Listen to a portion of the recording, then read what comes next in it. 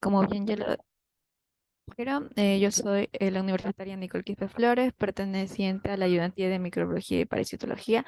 Actualmente estoy en el tercer año de medicina y hoy vamos a ver dos protozoos intracelulares, ¿no? Los más resaltantes. El primero es el Trypanosoma cruzi, el cual va a generar, o es el agente etiológico de la enfermedad llamada tripanosomiasis o también conocida como mal de Chagas, ¿no? Acá vemos un cuadro resumen para ubicarnos, ¿no? En general, los protozoarios van a abarcar todos estos, se van a clasificar de acuerdo a sus componentes, ¿no? Si tienen flagelos o también pueden estar acá las amebas. Bueno, todo esto lo van a ver en la parte teórica. Acá sí tienen los cilios y bueno, es también dividido hacia qué zona es la que va a atacar, ¿no? Aquí están los enteroparásitos, acá también los que generan itus, infecciones del tracto urinario, y en esta ocasión vamos a hablar de estos dos hemoparásitos, bueno, que atacan a células sanguíneas, ¿no? Al Trypanosoma cruzi y a la Leishmania sp. Comenzando primero con el Trypanosoma cruzi, eh, vemos que estas dos van a pertenecer a la familia Trypanosomatidae. Eh, es por eso que vamos a tener acá, a modo de generalidades para introducirnos bueno, en estas dos enfermedades, ¿no? El mal de Chagas y la leishmaniasis. Em, Vemos que esta familia va a tener la característica, pues, de ser, bueno, contener a protozoarios flagelados. Y son cuatro morfologías, podemos decir, o cuatro formas en las que se van a presentar. Tenemos al amastigote, al promastigote, epimastigote y tripomastigote. En cuanto a la primera enfermedad que vamos a ver, que es la tripanosomiasis o mal de Chagas, vamos a tener en cuenta al amastigote, al epi y al tripomastigote. Y cuando hablemos de la leishmaniasis, como segundo tema, vamos a tener a estos dos, al amastigote y promastigote. En general, en estas cuatro formas de la familia, vamos a tener tres componentes. El círculo pequeño que vemos aquí, voy a activar aquí el lapicerito, va a pertenecer al núcleo, ¿no? Aquí vemos al núcleo en el amastigote, el núcleo en el premastigote, que está de manera más anterior. Vemos que el amastigote es más esférico, más redondeado, mientras que las otras tres formas van a ser más alargadas. Es por eso que vamos a tener una parte anterior y posterior. Todas las que están aquí van a ser las partes anterior. Ay, no puedo escribir muy bien. Ya. Y la parte de acá sería la parte posterior. Tenemos que ubicarnos porque aquí vamos a tener en cuenta eh, eh, de dónde o el flagelo de estas formas hacia dónde van, o sea, la parte anterior y posterior, para diferenciarlos. Perdón, el núcleo va a ser esta parte de aquí, el círculo más grande. Aquí está el núcleo, como todo ser vivo, célula, va a tener un núcleo. Y el otro círculo más pequeño va a ser el kinetoplasto. Entonces, se preguntarán, pues, ¿qué es el kinetoplasto? Este también, bueno, va a ser un conjunto, un aglomerado de ADN, pero fuera de la parte nuclear y representa, pues, el 20% de ADN total de todo este protozoo, ¿no? Es importante tener en cuenta la ubicación del kinetoplasto eh, y también que de ahí va a dar el nacimiento a los flagelos, ¿no? Bueno, el amastigote en sí no va a tener flagelo, pero el pro, epi y tripo sí van a tener flagelo. Bueno, acá en esta imagen no está, pero el flagelo va a salir de esta manera, ¿no? Va a salir del kinetoplasto. Y el epimastigote vemos que el kinetoplasto va a estar más apegado a la parte posterior, pero el flagelo va a salir por la parte anterior. Y el tripomastigote, el kinetoplasto va a estar inclusive más posterior que el propio núcleo, y el flagelo de todas maneras va a salir de la parte anterior. Bueno, estos protozoos flagelados van a transmitir a través de unos vectores biológicos, en este caso, que van a ser los artrópodos hematófagos, eh, la enfermedad de tripanosomiasis, ¿no? A tener en cuenta que la forma A mastigote va a estar en las células tisulares, ¿no? Es decir, en el tejido del hospedero, y el tripomastigote va a estar más que nada en la sangre. Por eso puse la gotita de sangre aquí. Y que estas tres, el amastigote, el epimastigote y el tripomastigote, pues van a estar presentes en el ciclo de vida de la enfermedad de mal de Chagas, ¿no? Entonces, ya entrando directamente en la enfermedad, vamos a tener que el vector, recordemos que hay vector biológico y mecánico. El mecánico solo va a ser un mediador, aquel que va a transportar sin que la enfermedad o sin que este parásito haga algún ciclo, un estadio dentro de él, ¿no? Simplemente lo transporta a través de su cuerpo o a través de las patas, como la mosca o las garrapatas. eh, la enfermedad, ¿no? Y el biológico, pues sí va a haber un, una pequeña parte del estadio o el ciclo de vida dentro de su organismo. Va a ser transmitida a través de las deyecciones. Las deyecciones, es decir, la excreción o el popo de, en otras palabras, de estos es vector biológico, ¿no? En este caso van a ser los triatuminos hematófagos, a los que se les llama, pues, también chinches besadores o vinchucas en otros países, ¿no? O chinches chirimachas, acá en el Perú. En esto van a haber tres, ¿no? Y bueno, esta foto que está aquí es del Instituto de Medicina Tropical, donde también tiene muestras macroscópicas, ¿no? De estos chinches. Acá no salió bien la foto, pero bueno, como ven son tres especies, tres géneros. El Rhodnius, aquí está el Trilotomo infesta, que ese es el principal, ¿no? Siempre lo estudiamos, el ciclo biológico aquí en América, y el Pastrongyllus. ¿Cómo lo vamos a diferenciar? Por el nacimiento de sus antenas, ¿no? Hay una memotecnia aquí, que seguramente lo van a ver en la parte de artrópodos, es el RTP, ¿no? Eh, o bueno, ustedes mismos van a crear sus memotecnias, ¿no? Mientras más distal está el nacimiento, esas antenas, va a ser el Rhodnius, o sea, de la cabecita, o sea que tenemos la cabecita. El Rhodnius tendría su nacimiento acá de las antenas. El Triatoma infestan está en el medio o en el centro, y el Pastrongyllus es más cerca al nacimiento de la cabeza, ¿no? Y así ustedes, mediante las antenas, lo pueden diferenciar.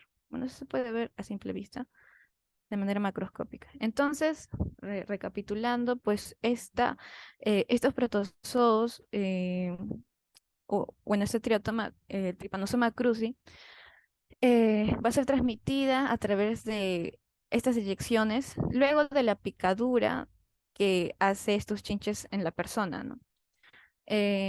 Acá tenemos un, un, bueno, acá, un pedazo de piel, ya supongamos. Y acá va a estar pues el chinche. El chinche va a picar en este lado, se va a llenar de sangre y luego va a defecar en ese mismo instante, ¿no? En la parte de atrás. Defeca y la persona, al momento de rascarse, pues eh, va a hacer que este popo entre a la vía sanguínea, ¿no? Al momento de rascarse o porque este tiratomino ha picado directamente a heridas o directamente a la mucosa ocular, nasal o bucal, ¿no?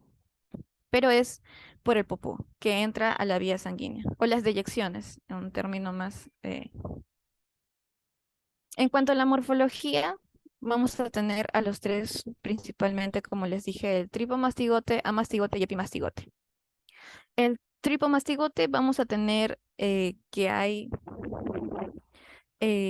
bueno, la forma primero, ¿no? Bueno, ya lo vimos.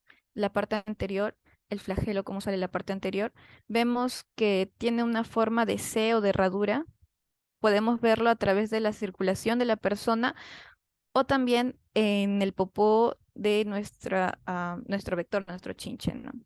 Cuando el tripomastigote está en el popó, se le va a llamar tripomastigote metacíclico. Tiene que ser con el nombre y apellido, ¿no? Tripomastigote metacíclico.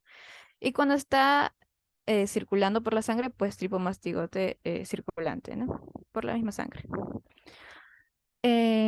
Bueno, esto lo vamos a ver más en el ciclo de vida de este parásito, pero como adelanto.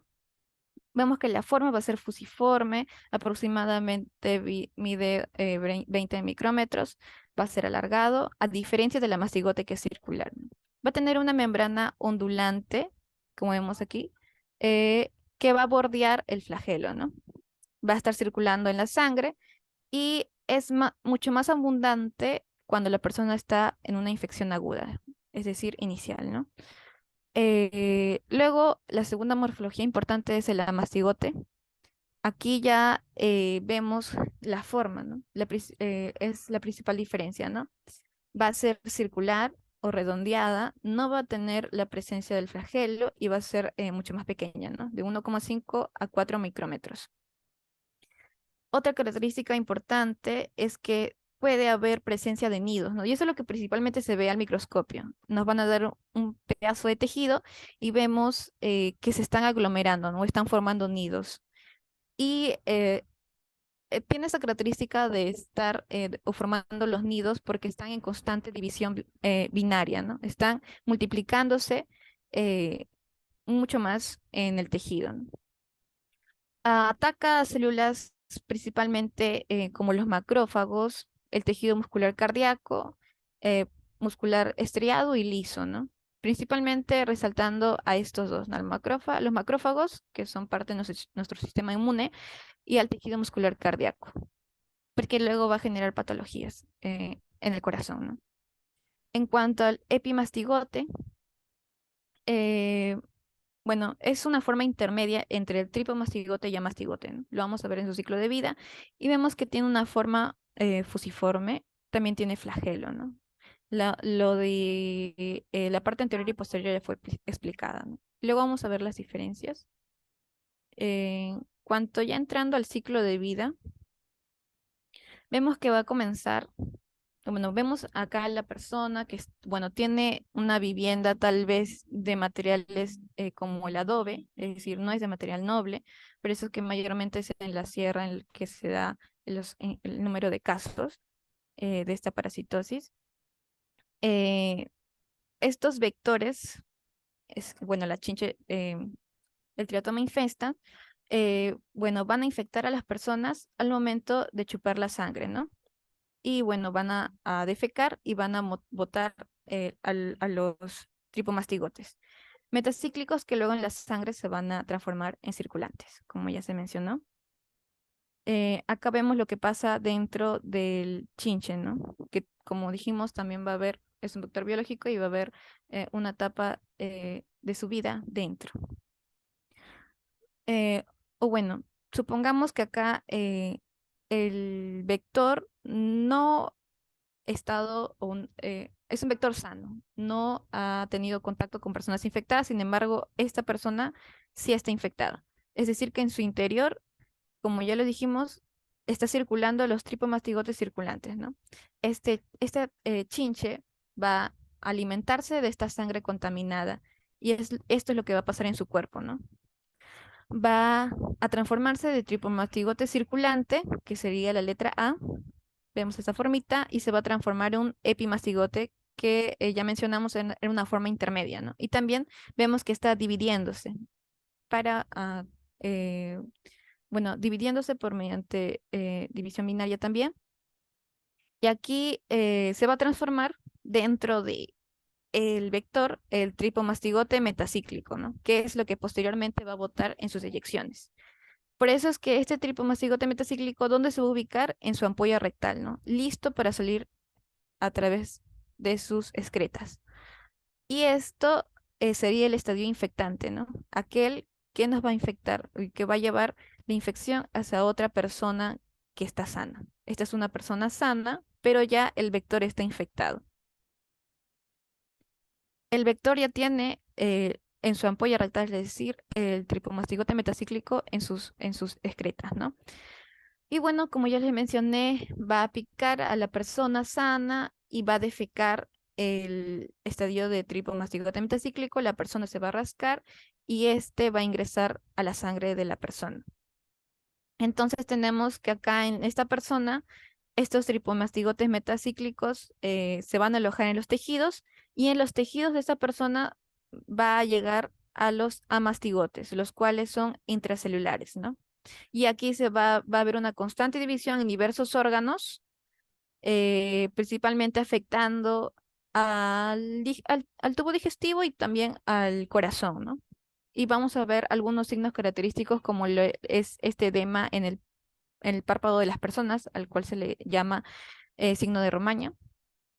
Y recordando también, bueno, que el hospedero definitivo va a ser el animal vertebrado, en este caso el hombre, ¿no? Con mayor recurrencia. También puede infectar afectar a animales, a otros animales.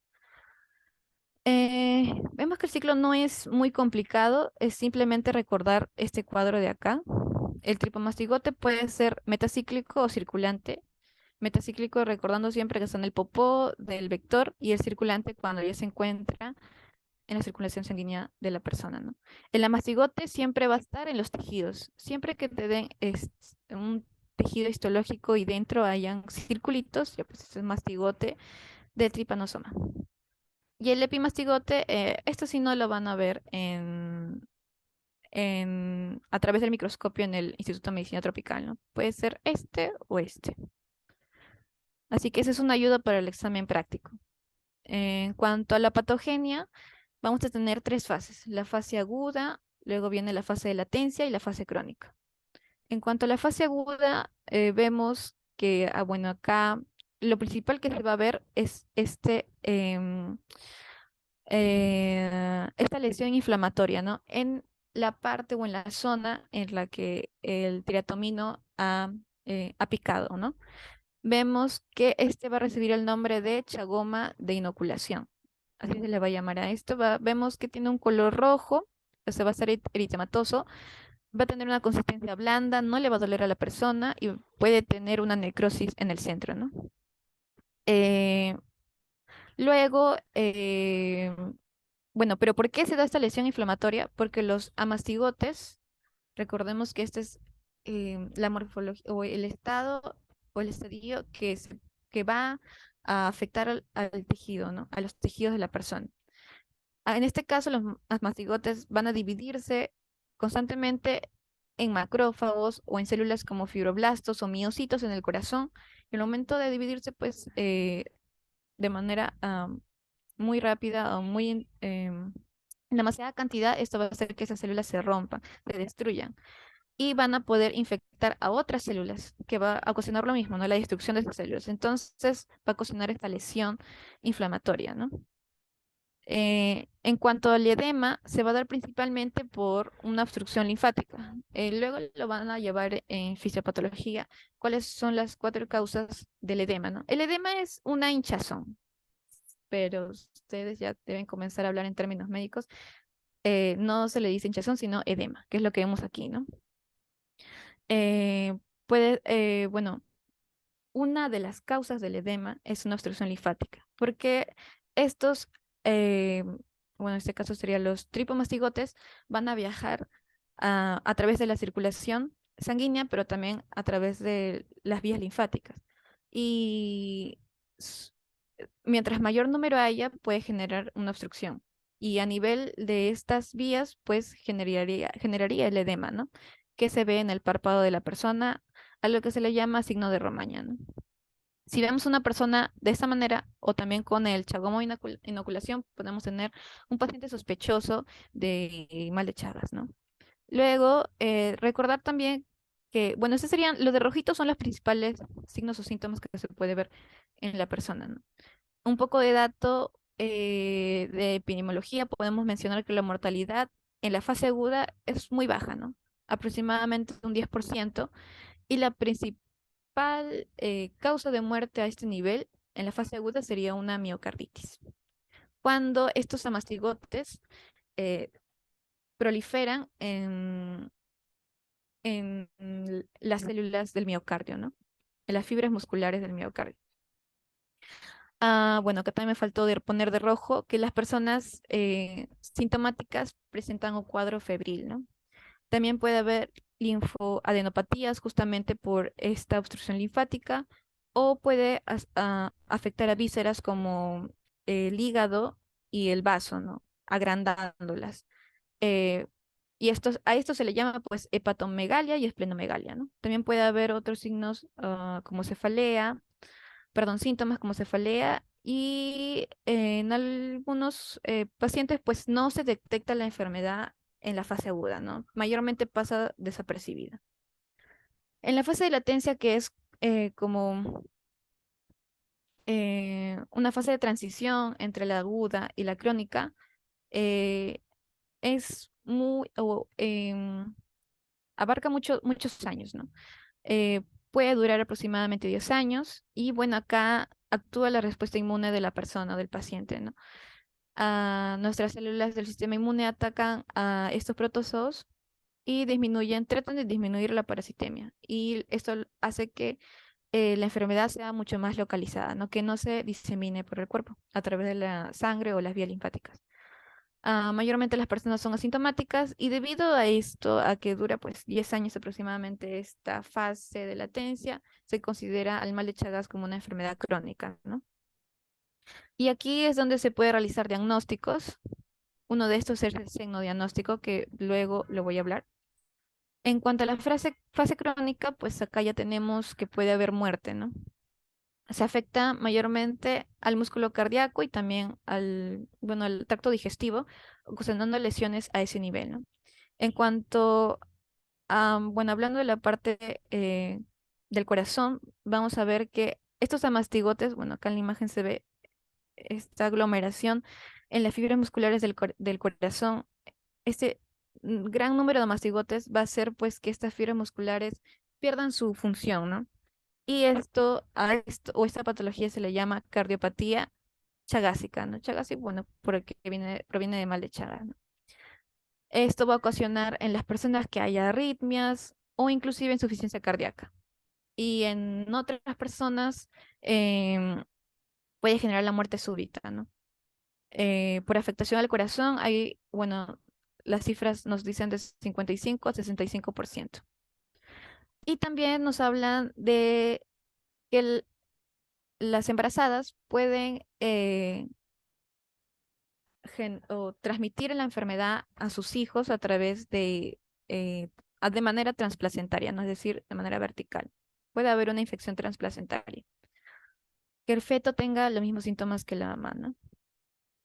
En cuanto al diagnóstico, eh, como les mencioné, bueno, hay muchas maneras de diagnosticarlo, pero acá solo coloqué a uno porque de todas maneras esta es una clase introductoria, ¿no? Ya en la parte teórica ustedes van a profundizar más.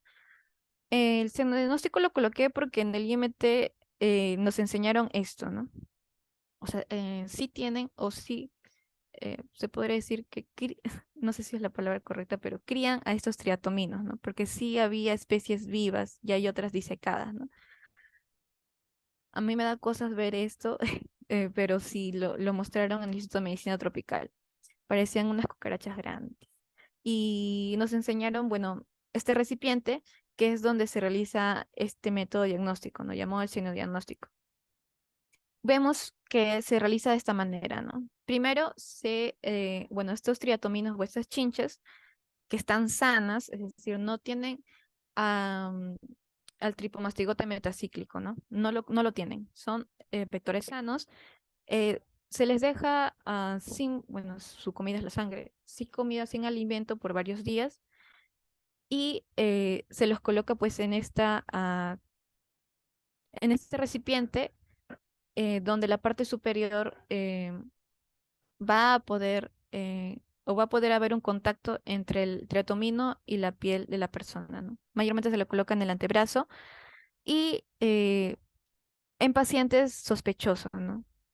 puede presentar el signo de Romaña o el Chagomo de inoculación, pero como no estamos completamente seguros, pues colocamos estos triotominos sanos para que comience la succión de la sangre, ¿no? Y luego defequen. Y ya en sus deyecciones vamos a poder observar si esta persona sospechosa, si era una infectada, pues vamos a poder observar a los tripomastigotes metacíclicos en el microscopio, ¿no? De esta manera. En el libro de Botero lo mencionan así. El signo diagnóstico es un cultivo.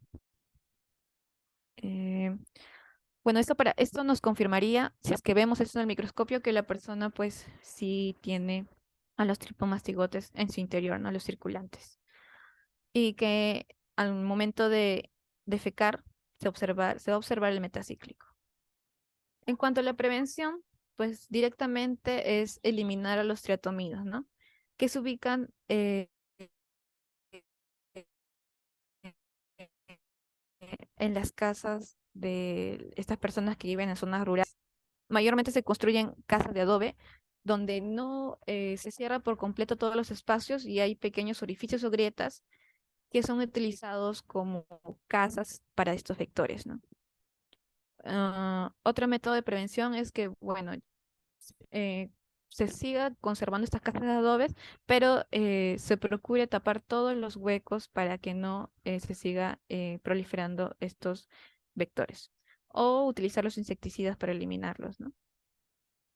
Y en cuanto al tratamiento, hay principalmente dos medicamentos, el benznidazol y el nifurtimox. El primero va a generar, ambos son eficaces para adultos y niños que tienen la enfermedad, ¿no?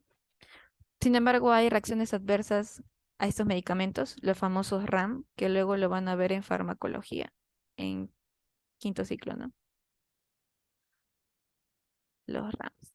Estos, bueno, el primero va a tener o va a poder generar en las personas náuseas, cefaleas y anorexias. Y este segundo, el nifurtimox, va a también generar anorexia, trastornos neuropsiquiátricos y una pérdida de peso considerable, ¿no? Eh, Como dato extra, podría mencionarle que la pérdida de peso para una persona, bueno, se puede considerar crítico cuando es aproximadamente el 10% del peso corporal de la persona en 6 meses, ¿no? Es decir, si una persona normalmente pesa 60 kilos y en 6 meses, o de manera involuntaria, sin que la persona haga dieta o, cosas, o ejercicio, pues pierda el 10% de este peso, ¿no? En 6 meses. Ahí es considerado un mal signo, ¿no? Y bueno, con esto habríamos terminado Trypanosoma cruzi. Ahora voy a presentar lo segundo, que es pues la leishmania, ¿no? Que va a ser algo rápido. Ya no vamos a hablar de lo último. Más que nada me importa la morfología y el ciclo de vida para que ustedes vean las diferencias, ¿no? Porque ambos pertenecen a la familia Trypanosomatidae. Voy a volver a compartir.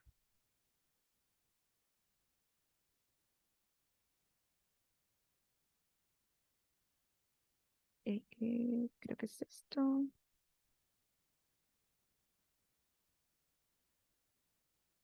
Aquí.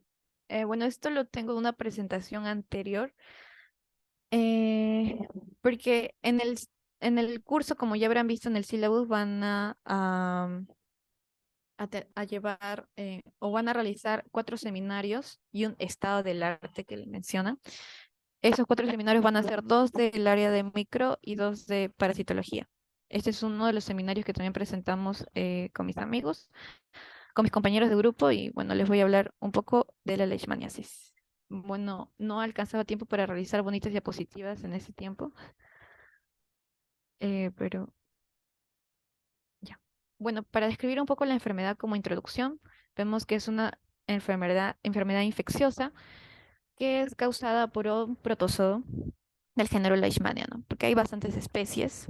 Esta va a ser también transmitida por la picadura de un mosquito o un flebótomo que ha sido previamente infectado, ¿no? Este mosquito, que es el principal vector, va a ser de dos géneros, ¿no? El flebotomus y el lutzomia. Principalmente se habla de lutzomia, ¿no? Y me parece que también, hay un mensaje, me parece que también, ¿de cuántos alumnos es cada seminario? Es tu mismo grupo de práctica.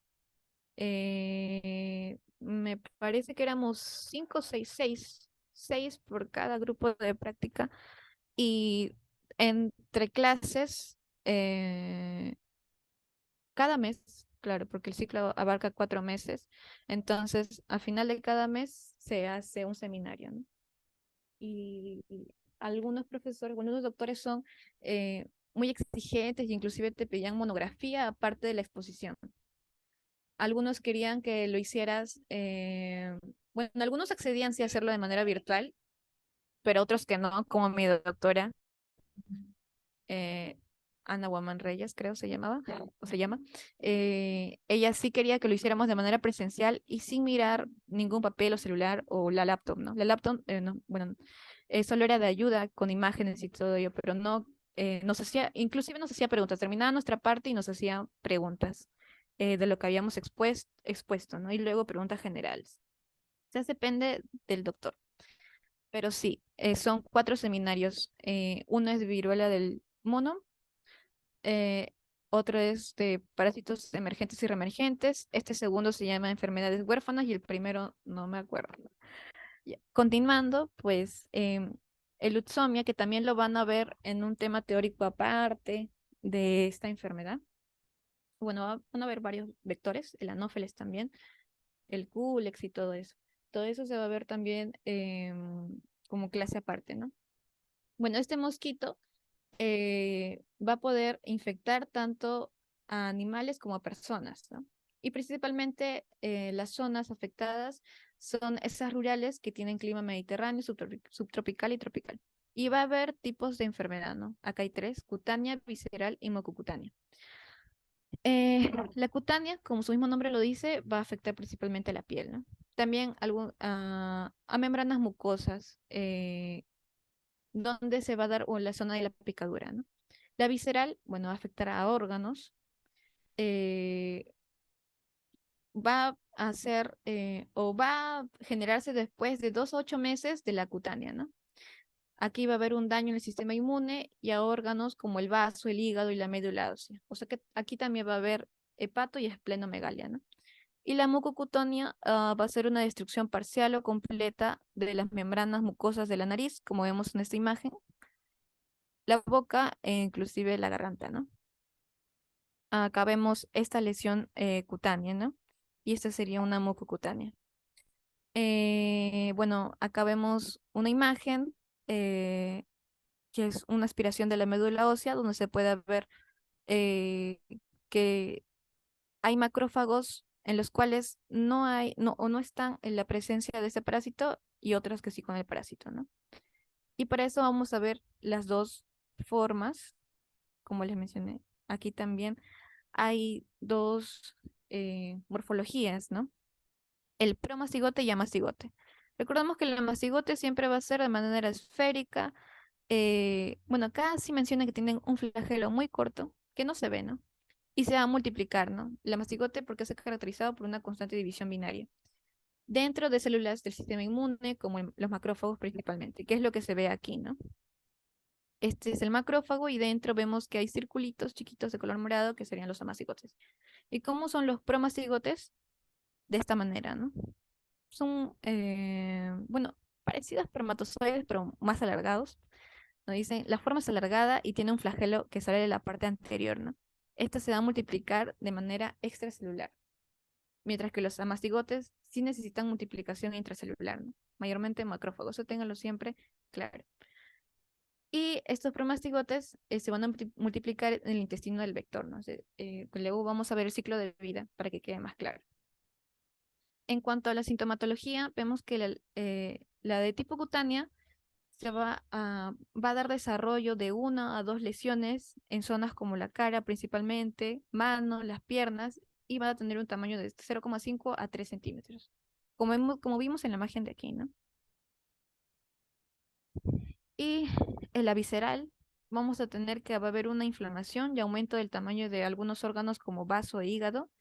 Las personas van a tener distensión abdominal severa, va a haber una pérdida de peso, el 10% de peso corporal en 6 meses, desnutrición y anemia. Y aquí vemos una persona, ¿no? Con estadio tipo visceral. Vemos que va a tener un hígado aumentado, es decir, hepatomegalia, el vaso aumentado también, esplenomegalia, y una pérdida de peso o adelgazamiento notorio, ¿no? Vemos que las costillas se pueden observar. Bueno, aquí un dato, se estima que unas 12 millones de personas padecen leishmaniosis hoy en día, ¿no? Bueno, a la autora le gustaba así datitos estadísticos, ¿no? Y el ciclo de vida, ¿no? Comenzamos con este mosquito hembra. Siempre tener en cuenta que el hembra es el hematófago, ¿no? El que va a buscar picar a las personas, el que succiona la sangre, ¿no? El macho no, la hembra. Eh, esta va a inyectar a los promastigotes. Recordemos que los promastigotes van a tener esta forma alargada y con flagelo, ¿no? Están justo, o bueno, se va a transferir a la persona o en general a los mamíferos a través de la picadura de este mosquito previamente infectado, ¿no? Entonces, estos promastigotes que estaban bueno, aquí lo dicen, la válvula faríngea justo para la picadura. Luego, eh, bueno, de manera metacíclico porque está en el mosquito, ¿no? Va a circular por la sangre y luego, bueno, vienen los macrófagos, que son las células inmunitarias en modo de defensa, ¿no? Y van a fagocitarlo o ingerirlo. Eh, Otras células que también van a ser invadidas van a ser los granulocitos, que bueno menciona. Estos promastigotes, bueno, van dentro de las células, como los macrófagos, van a convertirse o pasar al estadio de amastigotes, ¿no? Que son las formas circulares que aquí se ven. Se caracterizan por tener una constante división, siguen dividiéndose hasta que se rompa, ¿no? Se lise esta célula y bueno, estos quedan libres.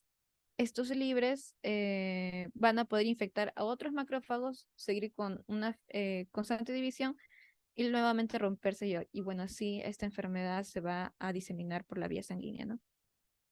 Entonces, en la persona va a estar circulando los promastigotes en la sangre, ¿no? Y ya se consideraría esta persona infectada. Viene un mosquito sano y el momento de picar a la persona, pues va a introducirse en su sistema a estos amastigotes, ¿no? Esos amastigotes que estaban en la sangre de la persona pasan al mosquito y se van a liberar en sus intestinos, ¿no? Estos amastigotes dentro de este mosquito se van a transformar en promastigotes procíclicos. Luego estos van a dividir por mitosis, como vemos aquí, y se van a transformar en promastigotes metacíclicos. Y estos metacíclicos luego eh, van a estar ya en su aparato bucal para ah, picar nuevamente a otras personas sanas y así transmitir la enfermedad, ¿no? Aquí está de manera más resumida. Bueno, aquí está la imagen. Primero va a haber una inyección de promastigotes, ¿no? Luego estos promastigotes van a infectar o van a llegar hasta los macrófagos. Dentro de estos macrófagos, pues se van a transformar en amastigotes. Estos amastigotes se caracterizan por multiplicarse. Va a ser tanta la multiplicación que incluso pueden lisar a estas células, ¿no? Como vemos aquí, e infectar a otras. Eh, Viene una hembra, una hematófaga, y va a picar a la persona que ha estado infectado y este se va a infectar al ingerir esta sangre, pues que contiene macrófagos con sus amastigotes en el interior, ¿no? Estos amastigotes ya en el mosquito se van a transformar en promastigotes en el intestino, como vemos aquí, y estos promastigotes van a multiplicarse por mitosis y luego nuevamente van a migrar al aparato bucal, ¿no? Es así como se cierra el ciclo. no es mucho aquí, solo hay dos estadios, promastigote a mastigote, ¿no? Y bueno, se parece mucho al tripomastigote que vimos en el Trypanosoma cruzi, ¿no? El mecanismo de transmisión, entonces, siempre resaltar esa parte, se va a dar por la picadura de estos flebótomos hembras, ¿no? Que están previamente infectados y que necesitan esa sangre para producir sus huevos. Bueno, este diagnóstico, esto también lo van a ver en la parte teórica. Y bueno, la prevención directamente hacia los vectores, ¿no? Con insecticidas y bueno, a las personas el uso de mosquiteros o protectores, bueno, ropa protectora al momento de ir a zonas endémicas o utilizar repelentes, ¿no? Lo que me importa ahora es esta parte, es cómo diferenciar. Entonces, como vimos en la primera parte, esta familia o tiene cuatro formas, ¿no? A la mastigote, el promastigote, el epimastigote y el tripomastigote. ¿Cómo vamos a poder diferenciar en el microscopio? Porque todas se parecen. Justamente aquí. Sí se está viendo, ¿verdad? Que estoy proyectando una imagen de Instagram. Si ustedes siguen nuestras redes sociales, una de, de las publicaciones que, bueno, lo hizo eh, otro ayudante, Freddy Sebastián Lume Limache, él justamente hizo o cómo diferenciar estos dos eh, protozoos flagelados, ¿no? Ambos hemohistoparásitos, tanto el leishmaniasis como el Trypanosoma cruzi. Acá vemos, bueno, primero con el Trypanosoma cruzi, que es lo que hemos hablado al inicio. Acá está el estadio tripo-epi. No tocó el amastigote. No, sí, aquí está. Ya comenzamos con el tripomastigote. Aquí, bueno, esta va a ser la parte anterior, ¿no? En este caso. El tripomastigote, recordamos que había metacíclico y circulante o sanguíneo, ¿no? De manera anterior que sale el flagelo, el núcleo va a estar central y posterior el kinetoplasto por donde da el nacimiento del flagelo, ¿no? Si se puede ver ahí, aquí se ve mejor, parece. A nivel microscopio, ¿cómo se ve? Esta membrana ondulante, ¿no? Eso es lo que lo caracteriza. Y bueno, una pequeña forma de C, ¿no? Y vemos que también va a haber glóbulos rojos a su alrededor, ¿no? Eso aquí lo recalca, que el tripomastigote sanguíneo, justamente porque está circulando la sangre, sí va a contener glóbulos rojos a su alrededor, ¿no? Eh, Esto más que nada para los exámenes prácticos, ¿no? Bueno, el tamaño. Y el epimastigote, bueno, de manera anterior está el flagelo y también el kinetoplasto, ¿no? Inclusive más anterior que el núcleo, que es central. Y aquí está.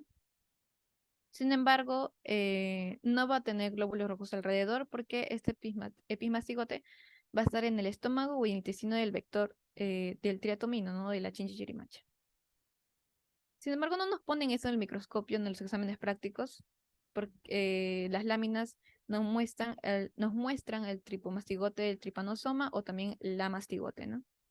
La mastigote me parece que está aquí. Sí. De nuevo, siempre va a estar el amastigote en tejidos histológicos, ¿no? Bueno, perdón, en cortes histológicos, siempre.